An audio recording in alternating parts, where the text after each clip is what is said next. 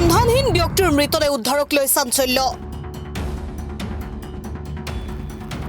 সতিয়াৰ ৰাওনা পথাৰত উদ্ধাৰ হল মৃতদেহ পুৱাই পথাৰলৈ অহা ৰোৱনীয়ে প্ৰত্যক্ষ কৰে মৃতদেহটো 1 নম্বৰ নলবাৰীৰ অজিত নাথৰ বুলি চিনাক্ত হয় উল্লেখ্য যে যোৱা বুধবাৰে বিয়লিৰ পৰা নিখোজ হৈ আছিল অজিত নাথ বৃহস্পতিবাৰে অজিত নাথৰ নিৰুদ্দেশ সম্পৰ্কত পৰিয়ালে এজাহাৰো দাখিল কৰিছিল ঘটনাস্থলীত সতিয়া আৰক্ষীৰ দল উপস্থিত হৈ মৃতদেহটো পানীৰ পৰা উঠাই মৰণোত্তৰ পৰীক্ষাৰ বাবে প্ৰেৰণৰ ব্যৱস্থা কৰে ৰাতিপুৱা 5টা মানত আজিকালি ৰোৱনীবোৰ 5টা বজাত আহে আহোঁতে তেওঁলোকে আহি থাকোঁতে লাষ্টজন প্ৰত্যক্ষ কৰা দেখি ভয় খাই দৌৰ মাৰি উভতি তাৰপিছত আমাৰ গাঁৱৰ এজনে জাল চাই আছিলে তেওঁ গৈ মোক খবৰ দিলে যে ৰোৱনীখিনি দৌৰ মাৰিছে তাতে কিবা এটা আছে নেকি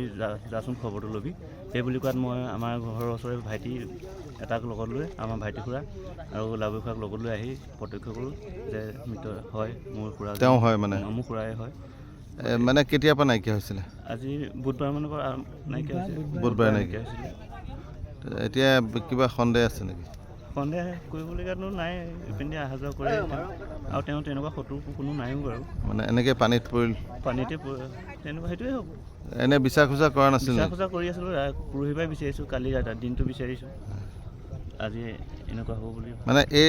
স্থানত কেনেকৈ আহিল মানে এইটো ৰাস্তাতে তেওঁ প্ৰায় এইটো ৰাস্তা দি অহা যোৱা কৰে তাৰমানে সদায় দেখি থাকোঁ আৰু এইটো ৰাস্তা দি অহা যোৱা কৰে এইটো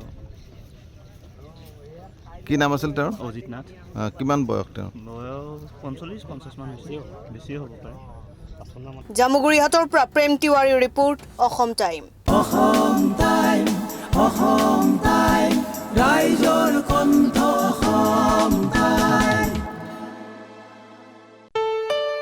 ঘৰত আনন্দ আৰু সম্পৰ্কৰ চমক বজাই ৰাখিবলৈ জৰুৰী হৈছে সকলো আনন্দময় মুহূৰ্তত মৰমৰ উপহাৰ দিয়াটো সেইবাবে মধুশ্ৰী জুৱেলাৰ্ছে আনিছে সকলো ৰঙীন ক্ষণৰ বাবে বিশেষ গহনা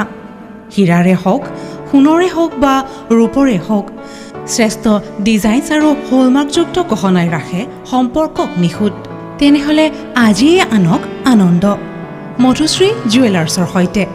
যোগাযোগ কৰক 7002800341 নাইবা ভিজিট কৰক LNB ৰোড নলবাৰী অসম